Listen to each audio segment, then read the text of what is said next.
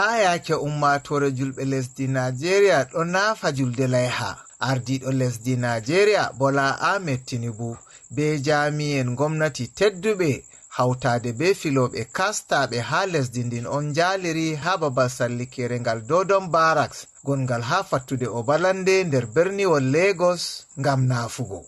Nder jami'en gomnati tawaɓe ha sallikere majum hawti be ardiiɗo huwoɓe ha faada Femi Bajabiya Mila be sawrowo ardiiɗo lesdi dow ko larani rento Malam Nuhu Ribadu be ministajo hakkilanki shanu rento Alhaji Muhammad Badaru Abubakar.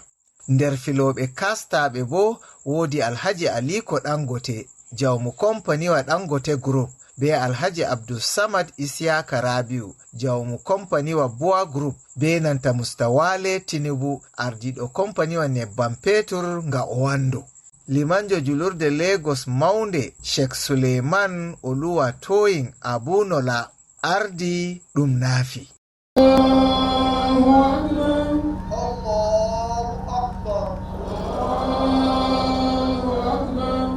Yaake o hubbanno ɓaawo naafugo Sheikh Suleiman ewni ummatore julɓe njooɗo jam nden enɗa keddiraaɓe.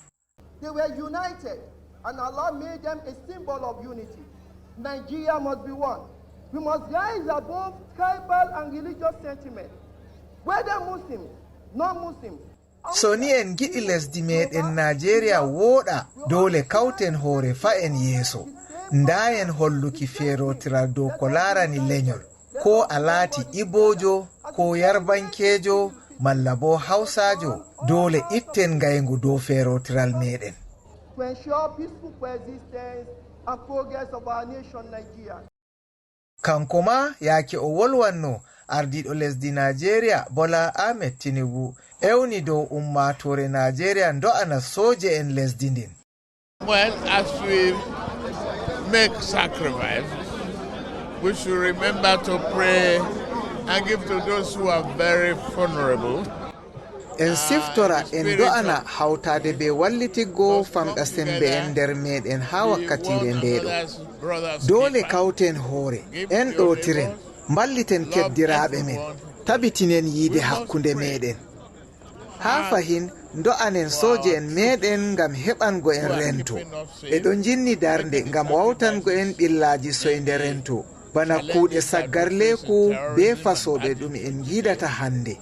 En do'ana ɓe nden en ɗotana diidaɗi lesdi men. Remember their sacrifices and continue to be of good behavior.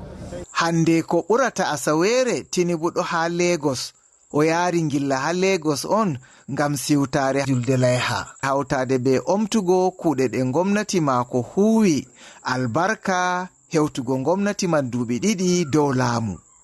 Iga saare laamu lesdi Naajeeriya Umar Aliyu ko de Radio International be TV.